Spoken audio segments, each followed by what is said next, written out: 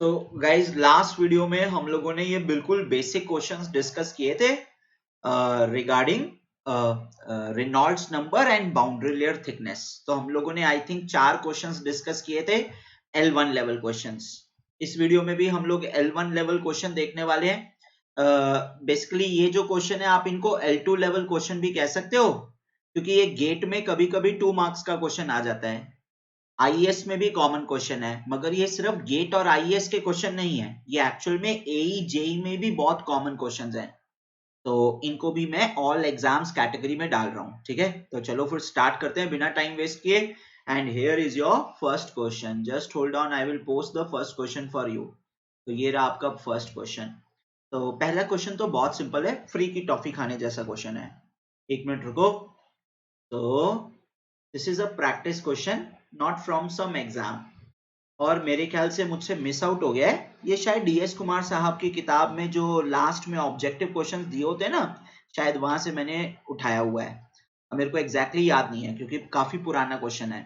कहता है in a laminar boundary layer over a flat plate. फिर से फ्लैट प्लेट की बात हो रही है, और जो बाउंड्री लेयर बन रही है वो लेमिनार है, तो हम ब्लेसियस सॉल्यूशन को इस्तेमाल कर सकते हैं। कहता है what will be the ratio of wall shear stresses tau 1 and tau 2। Tau 1 tau 2 क्या है? वॉल शेयर स्ट्रेस है at two sections which lie at a distance of 2 units and 10 units from leading edge। तो वो क्या बोल रहे हैं कि भैया आपकी 2D फिगर में ये आपके पास प्लेट है, ठीक है, और लेफ्ट हैंड साइड से पानी आ रहा है। तो आपको भी पता है कि बाउंड्री लेयर फॉर्मेशन होगा। तो आपने क्या किया, सेक्शन 1 ले लिया। तो सेक्शन 1 का लीडिंग एज से डिस्टेंस कितना है? 2 यूनिट्स। सेक्शन 2 ले लिया, लीडिंग एज से डिस्टेंस कितना है? 10 यूनिट्स। तो वो बोल रहा है इन दो सेक्शंस के लिए जो वॉल शेयर स्ट्रेस आएगा टाउ W1 और टाउ W2, इसका रेशियो क्या होगा। तो हमें भी पता है अगर ब्लेसियस सॉल्यूशन एप्लीकेबल है, तो आप क्या कह सकते हैं, किसी भी सेक्शन का wall shear stress that is inversely proportional to root x. Leading edge पे शेयर स्ट्रेस मैक्सिमम होता है और ट्रेलिंग एज पे शेयर स्ट्रेस मिनिमम होता है। कहने का मतलब x की वैल्यू जितनी ज्यादा होगी वॉल शेयर स्ट्रेस उतना ही कम होगा, है ना। तो आप क्या बोलोगे, for section x1 the wall shear stress is tau W1 and for section x2 the wall shear stress is tau W2। ऐसा ही आएगा, और राइट हैंड साइड में रूट भी आएगा। अब उन्होंने क्या पूछा है, उन्होंने टाउ 1 और टाउ 2 का रेशो पूछा है। अगर आप क्वेश्चन को ध्यान से पढ़ेंगे, टाउ 1 और टाउ 2 का रेशो पूछा है, टाउ 2 और टाउ 1 नहीं पूछा, 1/2 पूछा है। अब x2 की वैल्यू कितनी है? 10 यूनिट्स। x1 की वैल्यू कितनी है? 2 यूनिट, सॉरी, x2 की वैल्यू है 10, x1 की वैल्यू है 2, तो 10/2 is 5, so root 5 will be the answer. Obviously अगर tau W2 by tau W1 पूछा होता तो आप 1/√5 यानी कि 5 रेज टू पावर -0.5 भी बोल सकते थे, है ना। तो हमारा आंसर क्या बन जाएगा, हमारे केस में आंसर बन जाएगा √5 आंसर बन जाएगा। चले नेक्स्ट क्वेश्चन पे चलते हैं, बहुत सिंपल क्वेश्चन था। अच्छा, अब ये वाला क्वेश्चन एक इंपॉर्टेंट कॉमन क्वेश्चन है। This is actually an important and common question. आओ चेकआउट करते हैं क्वेश्चन क्या है, चेकआउट करते हैं क्वेश्चन क्या है। ठीक है, अब ये क्वेश्चन मैं इंपॉर्टेंट क्यों बोल रहा हूं, क्योंकि टफ नहीं है, मगर ये क्वेश्चन जो है बार बार सभी एग्जाम्स में पूछा जाता है, इसलिए इंपॉर्टेंट है। और इस क्वेश्चन को 2-3 तरीके से मॉडिफाई भी कर सकते हैं। आओ क्या पढ़ते हैं, क्या कह रहा है। कह रहा है an incompressible Newtonian fluid so flows over a horizontal flat plate. Fluid incompressible भी है, न्यूटोनियन भी है, और फ्लैट प्लेट हॉरिजॉन्टल है। तो ये तो ब्लेसियस सॉल्यूशन की तरफ इशारा कर रहा है, और साथ में यहां लिखा भी हुआ है assuming Blasius solution to be true, यानी कि आप ब्लेसियस सॉल्यूशन को इस्तेमाल कर सकते हैं। Again assistant engineer, junior engineer students को इतना नहीं सोचना होता, उन्हें डायरेक्टली ब्लेसियस सॉल्यूशन ही अप्लाई करना होता है। मगर गेट के जो स्टूडेंट्स हैं उन्हें ब्लेसियस सॉल्यूशन की एजम्पशन पता होनी चाहिए जो यहां पर लिखी हुई है, ठीक है ना। अब वो कहता है ब्लेसियस सॉल्यूशन आप अप्लाई कर सकते हो, the ratio of drag forces on the front and rear half of the plate is the ratio of drag forces on the front and rear half of the plate। I think वो क्या कह रहे हैं कि मान लीजिए ये आपके पास एक सरफेस है, तो ध्यान रखना है ये गाड़ी का सरफेस भी हो सकता है। तो अगर प्रैक्टिकल एग्जांपल लिखना हो तो किसी भी ऑब्जेक्ट का सरफेस, गाड़ी का सरफेस। तो गाड़ी के रिस्पेक्ट में हवा पीछे जा रही है, तो हवा क्या करेगी, इस सरफेस पे बाउंड्री लेयर बनाएगी। बाउंड्री लेयर का मतलब वॉल शियर स्ट्रेस यानी कि ड्रैग फोर्स। वो ड्रैग फोर्स क्या करेगी, गाड़ी को स्लो डाउन करेगी। तो ये जो आप क्वेश्चन सॉल्व कर रहे हो ये एक्चुअल में प्रैक्टिकल लाइफ से रिलेटेड क्वेश्चंस हैं। तो हमारे पास क्या है, हमारे पास एक फ्लैट प्लेट है और जो फ्लूइड है वो इस डायरेक्शन में मूव कर रहा है ओवर द प्लेट। ऑब्वियसली आप लीडिंग एज को लिखते हो x इक्वल टू 0 और ट्रेलिंग एज को लिखते हो x equal to l। l का मतलब होता है length of the plate in the direction of flow, यही होता है। अब वो बोलता है कि मान लीजिए अगर आप प्लेट का फ्रंट हाफ और रियर हाफ कंसिडर करें, तो ऑब्वियसली फ्रंट बोले तो 1 है ना, और रियर बोले तो 2। तो मैंने क्या किया, प्लेट को दो इक्वल पोर्शन में डिवाइड कर दिया। और वो बोलता है कि फ्रंट हाफ पर एक ड्रैग फोर्स आएगा F1, रियर हाफ पर एक ड्रैग फोर्स आएगा F2। तो इनका जो रेशो है यानी कि F1 by F2 वो रेशो कितना है, F1 by F2 वो रेशो कितना है। तो अगर आप ऑप्शंस को देखोगे greater than 1, less than 1, equal to 1 ऐसा पूछा हुआ है। दरअसल क्वेश्चन को दो तरीके से सॉल्व किया जा सकता है, एक तो मैथमेटिकली और एक लॉजिकली। पहले मैथमेटिकली करके देख लेते हैं, फिर हम लॉजिक मेथड पे जाएंगे। और यस, आप लोग क्या कर सकते हैं, आप पॉज बटन दबा के पहले खुद सॉल्व कर सकते हैं और बाद में मेरा मेथड चेकआउट कर सकते हैं। अब गाइस एक चीज ध्यान रखो, जब हम इस सरफेस के फ्रंट हाफ की बात करते हैं तो फ्रंट हाफ का मतलब होता है x इक्वल टू 0 से लेकर मिडल तक, यानी कि x इक्वल टू l/2 तक, ये हो गया फ्रंट हाफ। और जब आप रियर हाफ की बात करते हैं तो x इक्वल टू l/2 से लेकर x इक्वल टू l तक, राइट। अब एक चीज नोट करो, आपने मुझे क्या सिखाया था, आप लोगों ने मुझे क्लासेस में सिखाया है कि सर मान लीजिए ये आपके पास फ्लैट प्लेट है और क्या हो रहा है, फ्लूइड अप्रोच कर रहा है फ्रॉम दिस डायरेक्शन। तो सर हमें भी पता है कि अगर हम x डिस्टेंस पर एक पतली सी स्ट्रिप ले लेंगे ऑन द सरफेस, तो इस स्ट्रिप की जो थिकनेस है वो है dx और स्ट्रिप की जो विड्थ है वो है same as that of the plate. अब इस स्ट्रिप के जितने भी पॉइंट्स हैं वो सेम डिस्टेंस पर हैं फ्रॉम द लीडिंग एज, तो इन सभी पॉइंट्स का जो वॉल शियर स्ट्रेस आने वाला है वो सेम आने वाला है। और आप उस वॉल शियर स्ट्रेस को कैसे लिखते हैं, आप उस वॉल शियर स्ट्रेस को लिखते हैं tau w, that will be proportional to root x, proportional to 1/√x Blasius solution से। अब जब आप प्रोपोर्शनैलिटी साइन हटाओगे तो आप यहाँ पे कोई कांस्टेंट लगाओगे और वो कांस्टेंट फ्लूइड की डेंसिटी, फ्लूइड की वेलोसिटी, फ्लूइड की डायनेमिक विस्कोसिटी, इन सब चीजों पे डिपेंड करेगा। अब हम क्या करेंगे, हम इस पतली सी स्ट्रिप का शेयर फोर्स लिखेंगे। तो आप शेयर फोर्स कैसे लिखते हैं इस स्ट्रिप का, आप शेयर फोर्स लिखते हैं टाउ w यानी कि शेयर स्ट्रेस इनटू एरिया यानी कि bdx। भैया रेक्टेंगुलर स्ट्रिप है, उसकी दो साइड्स हैं b और dx, है ना। तो इस तरह से एक स्ट्रिप का शेयर फोर्स लिख लिया। और एक्चुअल में आपने किया क्या है, आपने पूरी प्लेट को बहुत सारी स्ट्रिप्स में डिवाइड कर लिया है और हमें क्या करना है, हमने सिंगल स्ट्रिप का शेयर फोर्स लिखा है, हमें सारी स्ट्रिप्स के शेयर फोर्स को ऐड करना है, तो टोटल शेयर फोर्स यानी कि टोटल ड्रैग फोर्स मिल जाता है टाउ w bdx, है ना। अब मान लो पूरी प्लेट का ड्रैग फोर्स निकालना हो, तो पूरी प्लेट के लिए सबसे पहली स्ट्रिप कहाँ है, पूरी प्लेट के लिए सबसे पहली स्ट्रिप तो लीडिंग एज पर है यानी x इक्वल टू 0 पर, और सबसे लास्ट स्ट्रिप कहाँ है, x इक्वल टू l पर यानी ट्रेलिंग एज पर। तो अगर पूरी प्लेट का निकालना होता तो 0 से l तक इंटीग्रेट कर देते, मगर अभी आप पूरी प्लेट का नहीं निकाल रहे, अभी आप क्या कर रहे हो, फ्रंट हाफ का निकाल रहे हो। तो फ्रंट हाफ का क्या मतलब है, x इक्वल टू 0 से x equal to l/2। Rear half का क्या मतलब है, x इक्वल टू l/2 से x इक्वल टू l। तो एक काम करते हैं, हम सारी फोर्सेस निकालते हैं, एक तो F1 यानी कि फ्रंट हाफ की प्लेट फोर्स, हम F2 भी निकालेंगे यानी कि रियर हाफ की फोर्स, और हम FD भी निकालेंगे यानी कि पूरी प्लेट की फोर्स, सारी ड्रैग फोर्स निकाल लेते हैं।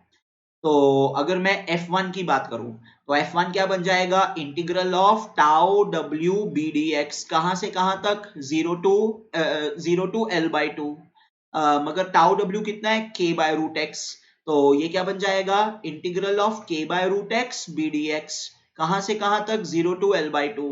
अब मेरे ख्याल से आप कोई भी स्ट्रिप ले लो, है ना, सभी के लिए b की वैल्यू सेम है, सभी के लिए k की वैल्यू सेम है, k का मतलब रो यू नॉट और म्यू, तो रो यू नॉट और म्यू कांस्टेंट हो जाएंगे, k कांस्टेंट हो जाएगा, बाहर आ जाएगा, b बाहर आ जाएगा, तो ये आपके पास क्या रह जाएगा, ये रह जाएगा k b integral of 1 by root x dx।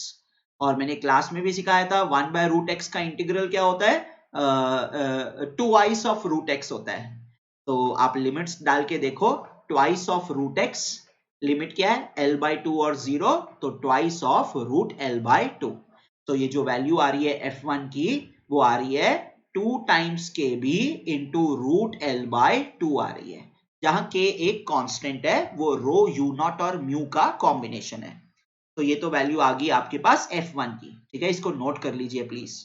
उसी तरह आप f2 की वैल्यू भी निकाल सकते हैं, बस f2 के केस में क्या होगा, इंटीग्रल की लिमिट्स चेंज हो जाएंगी, क्योंकि f2 का मतलब है मिडल से लेकर ट्रेलिंग एज तक, तो l बाई 2 से l, तो यहाँ पे क्या आ जाएगा k b by root x, यानी k बाय रूट एक्स यानी कि wall shear stress into b d x यानी कि एरिया ऑफ स्ट्रिप।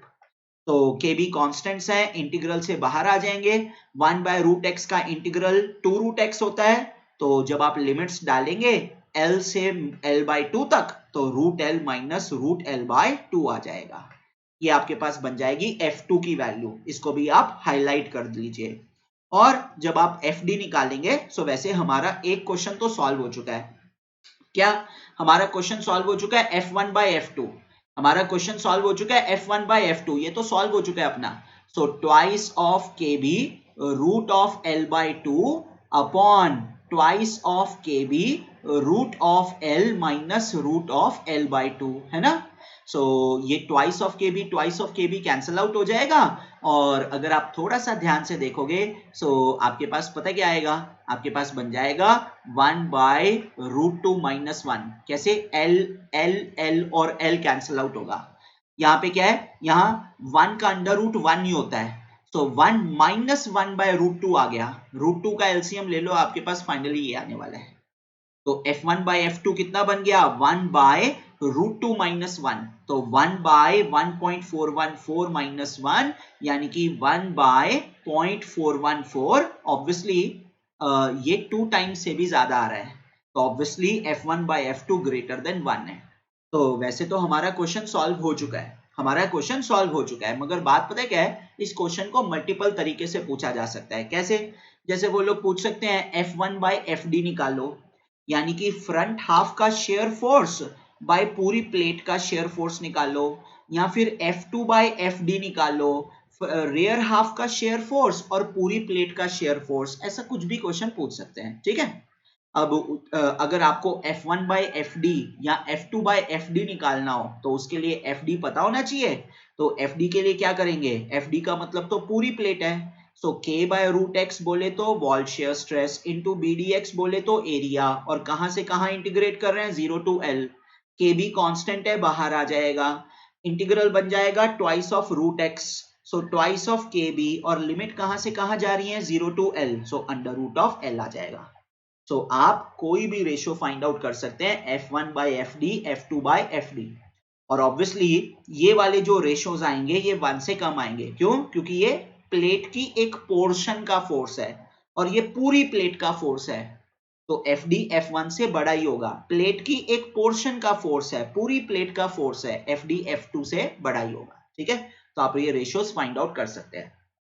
अच्छा, अब ये तो सॉल्यूशन हो गया न्यूमेरिकली, मगर मान लो क्वेश्चन पूछा होता लॉजिकली आप सॉल्व करना चाहते हो, क्योंकि आप एग्जाम में तो टाइम सेव करना चाहते हो, तो लॉजिकली सॉल्व कैसे करते हैं। आपको याद होगा एग्जाम में मैंने आपको क्या सिखाया था, वो क्लास में मैंने आपको एवरेज बताया था। एवरेज कैसे लिखते हैं, जैसे मान लो ये आपके पास 3 स्टूडेंट्स हैं, तो आपके पास एक ग्रुप है, उस ग्रुप में 3 स्टूडेंट्स हैं, पहले स्टूडेंट के पास 60 टॉफी, फिर 50 टॉफी, फिर 40 टॉफी, तो आप एवरेज लिखते हो कैसे, 60 प्लस 50 प्लस 40 बाय 3 करते हो, तो 50 आंसर आएगा। मान लीजिए आपके पास एक और ग्रुप ऑफ स्टूडेंट्स हैं, ये वाला जो ग्रुप ऑफ स्टूडेंट्स हैं इसमें कोई भी ऐसा स्टूडेंट नहीं है जिसके पास नंबर ऑफ टॉफीज पहले ग्रुप के बराबर हो। यहाँ पे कितना है, 30, 20 और 10, तो एवरेज कितना आने वाला है, 20 आने वाला है, तो पहले ग्रुप का एवरेज सेकंड ग्रुप के एवरेज से ज्यादा ही होगा। ये तो सभी को समझ आता ही है देख के।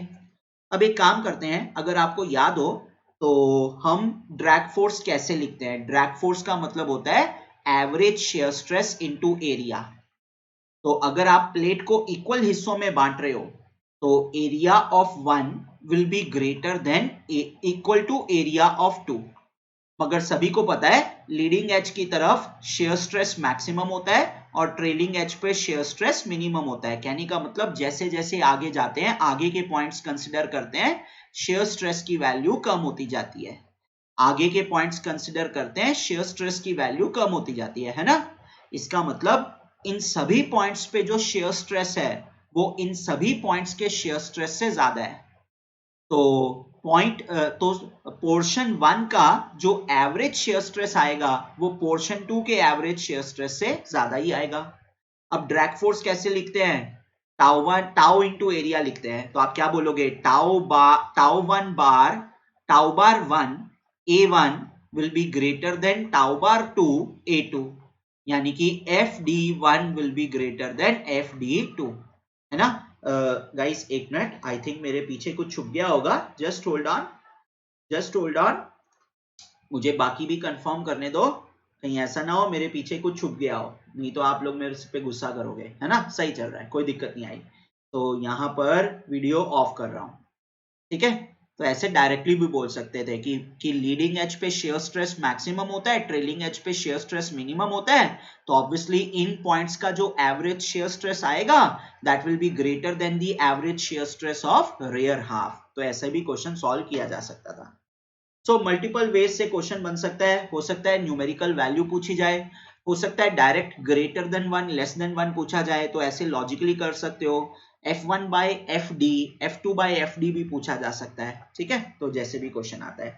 चलिए नेक्स्ट क्वेश्चन करते हैं। अच्छा, सो आई थिंक अभी 17 मिनट्स मैंने ले लिए हैं। मेरे ख्याल से अगर हम एक आध क्वेश्चन और देख लेते तो बढ़िया रहता शायद।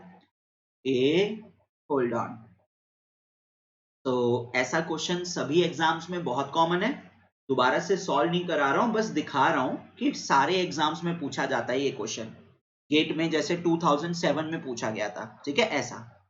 अच्छा, अब जो नेक्स्ट क्वेश्चन है ना वो एक बहुत सिंपल क्वेश्चन है। तो ये AEJE और इसरो DRDO बार्क इन सभी एग्जाम्स के लिए अच्छा क्वेश्चन है। इनफैक्ट गेट में भी आया हुआ है, मैकेनिकल के स्टूडेंट्स के लिए बढ़िया क्वेश्चन है। मगर बात यह है कि ये सिविल में भी पूछा जाता है और मैं जो क्वेश्चन लाया हूं वो सिविल से ही लेके आया हूं, ठीक है? सो ये आपके पास क्वेश्चन आ गया, बहुत सिंपल क्वेश्चन है, सॉल्व करके देखेंगे, ठीक है? गेट 2008 सिविल इंजीनियरिंग का क्वेश्चन है। सो गाइस देखिए क्या कहता है। कहता है consider an automobile with a projected area of 2.6 metre square. अब इसको कहने का मतलब क्या है? इसको कहने का मतलब होता है प्रोजेक्टेड एरिया को कहने का मतलब है कि आप एक काम कर सकते हो, जो ऑटोमोबाइल का सरफेस होता है वो ऐसा नहीं कि वो फ्लैट सरफेस होता है। सो गाड़ी के केस में क्या होता है? गाड़ी के केस में ऐसा होता है ना, गाड़ी का सरफेस कुछ इस तरीके का होता है, ऐसा कुछ गाड़ी का सरफेस होता है। तो आपको मैंने क्लास में बताया था कि गाड़ी के फ्रंट में डायनेमिक प्रेशर क्रिएट होगा, है ना? वो भी ड्रैग फोर्स लगाएगा। गाड़ी के बैक में बाउंड्री लेयर सेपरेशन होगा, वो भी ड्रैग फोर्स लगाएगा। मगर हम इन दो इफेक्ट्स को कंसिडर नहीं करते। हम कौन से इफेक्ट को कंसिडर करते हैं? हम सिर्फ इतना ही कंसिडर करते हैं कि जब हवा इन सरफेसेस के पैरेलल मूव करेगी तो वो इन सरफेसेस पे बाउंड्री लेयर फॉर्मेशन शो करेगी, यानी wall shear stress drag force लगाएगी। तो आप जो ड्रैग फोर्स कंसिडर करते हैं वो सिर्फ बाउंड्री लेयर फॉर्मेशन के कारण करते हैं।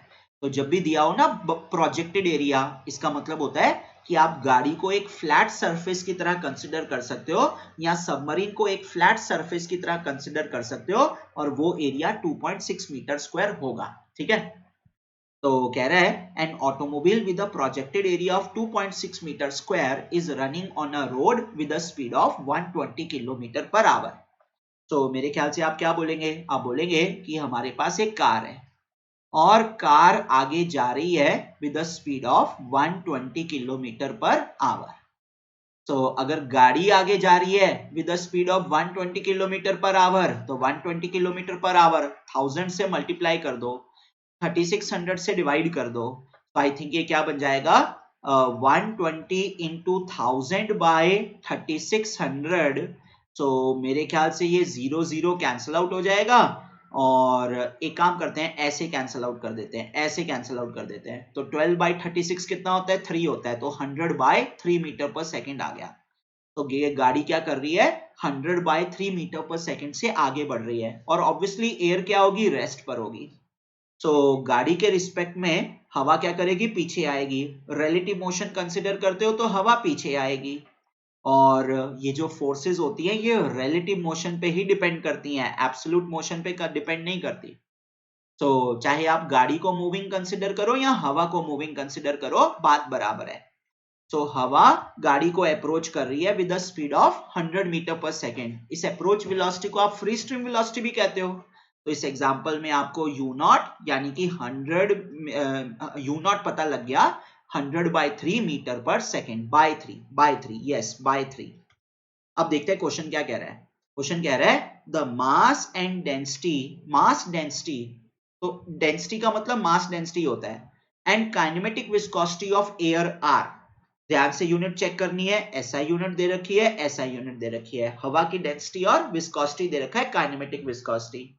और वो कह रहा है कि जो ड्रैग कोफिशिएंट है, तो ड्रैग कोफिशिएंट क्या होता है, ड्रैग कोफिशिएंट जो होता है वो पूरे सरफेस का एवरेज स्किन फ्रिक्शन कोफिशिएंट होता है। याद है ना आप लोगों को? तो आप लोग क्या करते हो, आप बोलते हो, आप मेरे ख्याल से बोलते हो कि सर जी मान लीजिए आपके पास ये एक सरफेस है, मान लीजिए आपके पास ये एक सरफेस है, ठीक है, और क्या हो रहा है, ये फ्लूइड जो है सरफेस के रिस्पेक्ट में मूव, सरफेस को अप्रोच कर रहा है with the velocity of u not. तो क्या होगा, इस सरफेस पे बाउंड्री लेयर फॉर्मेशन होगा, तो हम सरफेस पे एक एवरेज शेयर स्ट्रेस लिख सकते हैं, average shear stress into upon dynamic pressure of free stream, इसी को हम ड्रैग कोफिशिएंट बोलते हैं। तो ये आपको ड्रैग कोफिशिएंट दिया हुआ है, सर अगर ड्रैग कोफिशिएंट दिया हुआ है तो इसका मतलब मैं एवरेज शेयर स्ट्रेस लिख सकता हूं, कितना, drag coefficient into dynamic pressure लिख सकता हूं, और सर अगर मैं एवरेज शेयर स्ट्रेस लिख सकता हूं तो मैं इसको एरिया से मल्टीप्लाई कर दूंगा, मेरे पास ड्रैग फोर्स आ जाएगा, है ना। देखते हैं क्वेश्चन क्या पूछा है। I think question drag force का ही पूछा हुआ है, what is the drag force on the automobile. तो भैया डायरेक्ट क्वेश्चन था, बिल्कुल डायरेक्ट क्वेश्चन था। तो अब आप क्या बोलेंगे, अब आप बोलेंगे average shear stress into area drag force होता है। एवरेज शेयर स्ट्रेस को कैसे लिखेंगे, drag coefficient into dynamic pressure लिखेंगे, और एरिया कैसे लिखेंगे, एरिया एक्चुअल में दिया हुआ है, प्रोजेक्टेड एरिया दिया हुआ है, तो आपके पास ड्रैग कोफिशिएंट कितना आएगा, 0.3।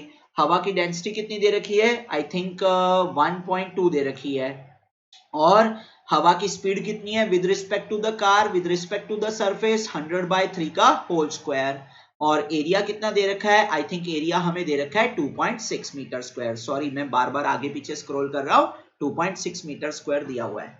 करें इसको सॉल्व करके देखें, आओ इसको सॉल्व करके देखते हैं। So I think 0.3 into 1.2 by 2 into 100 into 100, ऐसा इसलिए लिख रहा हूं क्योंकि डेसिमल काटना आसान हो जाएगा, इंटू 2.6, ठीक है ना। अब ये देखो ये वाली डेसिमल और ये वाली डेसिमल ये डायरेक्टली कट गया, और ये यहां पर 3 भी आ जाएगा, और 12 by 3 4 होता है, और 4 by 2 2 होता है, तो 2 इंटू 2.6 5.2 इंटू 100 520 न्यूटन आंसर आ गया। ये आपका ड्रैग फोर्स है, कोई कैलकुलेटर इस्तेमाल करने की जरूरत नहीं थी, ठीक है ना। सो आई होप क्वेश्चन क्लियर है। बहुत सिंपल क्वेश्चन पूछा हुआ था, सिविल के एग्जाम में क्वेश्चन पूछा हुआ है, मगर मैकेनिकल का क्वेश्चन है, तो सिविल में भी ऐसे क्वेश्चन आते हैं। क्यों? क्योंकि फ्लूइड मैकेनिक्स एक कॉमन सब्जेक्ट है। जब भी आप ये सब्जेक्ट पढ़ते हैं तो आप ये चीज ध्यान रखिए, अपने दिमाग से निकाल दीजिए कि ये मैकेनिकल का एग्जाम्पल है। चाहे आप सिविल के स्टूडेंट हैं, आपको मैकेनिकल का एग्जाम्पल करना पड़ेगा, चाहे आप मैकेनिकल के स्टूडेंट हैं, अगर बायोलॉजी का भी क्वेश्चन बनता है तो वो भी सॉल्व करके देखना पड़ेगा, क्योंकि फ्लूइड मैकेनिक्स एक कॉमन सब्जेक्ट है फॉर ऑल ब्रांचेस, ठीक है। तो इनफैक्ट फ्लूइड मैकेनिक्स वो सब्जेक्ट है जिससे मैकेनिकल का स्टूडेंट मेडिसिन बायोलॉजी में जा सकता है, सच में ऐसा होता है, क्योंकि फ्लूइड मैकेनिक्स में आप ये भी प्रिडिक्ट कर सकते हो कि दवाई कितनी आसानी से बॉडी में फैलेगी। ऐसा फ्लूइड मैकेनिक्स से आप चेकआउट कर सकते हो कि कैंसर की ट्रीटमेंट करनी है थ्रू रेडिएशन, तो किस किस एंगल पे हीट देनी चाहिए, तो मेडिसिन और बायोलॉजी में भी जा सकते हो। चलो एनीवेज आई थिंक 25 मिनट हो गए, तो इस क्वेश्चन का एक और पार्ट आएगा, आप ट्राई करके देखिए। मैं आपको दूसरे क्वेश्चन में उस पार्ट को दूसरी वीडियो में सॉल्व करूंगा। अभी क्वेश्चंस बहुत सारे हैं, क्वेश्चंस अभी चलते रहेंगे। अभी हम बेसिक क्वेश्चंस कर रहे हैं, मगर हैवी क्वेश्चंस भी आएंगे, ठीक है। सो नेक्स्ट वीडियो भी कॉमन वीडियो होगा, सभी एग्जाम्स के लिए एप्लीकेबल होगा, चाहे क्वेश्चंस गेट के आ रहे हैं मगर ये कॉमन क्वेश्चंस हैं। अब सेम टाइप ऑफ क्वेश्चन नहीं करा रहा ना मैं, जैसे एसएससी जेई में सेम टाइप ऑफ क्वेश्चन है, एई एग्जाम में सेम टाइप ऑफ क्वेश्चन है, तो वो नहीं करा रहा मैं, ठीक है। ऐसा ये आपका होमवर्क क्वेश्चन है, नेक्स्ट वीडियो में इसको सॉल्व करके देखते हैं, ठीक है। सो थैंक यू एंड अगर वीडियो पसंद आया है तो अपने जो फ्रेंड्स हैं जो सेल्फ प्रिपरेशन कर रहे हैं उनको भी बता देना, और मैंने कोई गलती की है मुझे बता देना, और कुछ पूछना है कमेंट्स में पूछ लो या फिर टेलीग्राम वगैरह पे पूछ लो, ठीक है। Thank you, bye bye.